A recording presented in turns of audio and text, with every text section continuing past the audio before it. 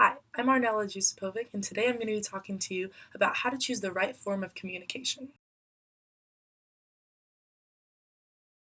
Here are some important steps to remember. First, you want to determine your objective. What is the message that you're trying to send, and what do you hope to achieve by sending this message? Next, you want to analyze your audience. Make sure that you keep in mind who this person is so that you can convey your message in a way that they will understand and react well to. You also want to focus on your timing of communication. You want to choose a time that's convenient for both the sender and the receiver and that is not going to interfere with any other issues. Before sending your message, you also want to determine your key points so that you make sure to include everything that needs to be said. You also want to do this to prevent from your message being too lengthy and including details that are distracting from the main message or just time consuming. And lastly, you have to remember that communication is a two-way process. You can't just focus on sending your message. You have to also listen to the other person and take into account what they're going to say. And by doing this, you can reach the most effective outcome.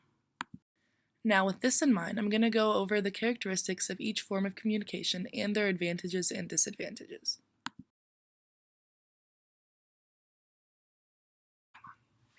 A phone call is going to be used when you're trying to understand or explain something that's generally going to take a long time that you don't want to type out, and also when you want a quick response because that other person is going to be right there on the other end of the phone. But the thing with this is that you have to be able to communicate well because you won't have time to really plan out what you're going to say before you say it.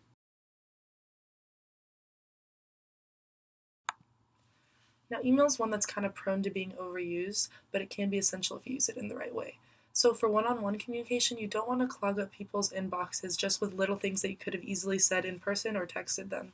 But if you do have something that you kind of need to list out and explain, that can be very helpful. Also, for big groups, you can use this to send out mass emails that you maybe don't need a response to, but it's very convenient to be able to list out and explain something that your team may need to know and just be able to send that out to everybody.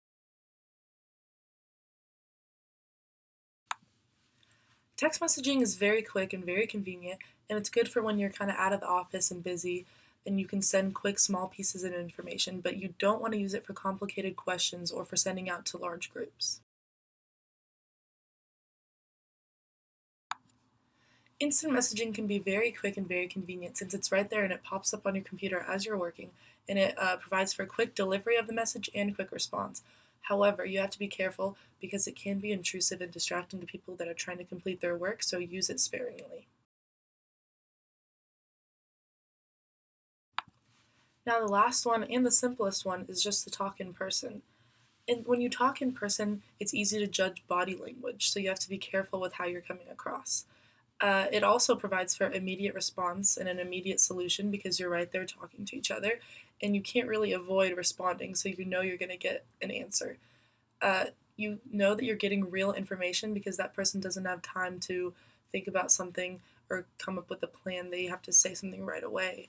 And the thing with this one, though, is you have to be in the same location. So in person communication is going to be inconvenient for people that are located in different offices. Now that you have all this information, you should be able to make an informed decision about the appropriate mode of communication for your message. Thanks for watching.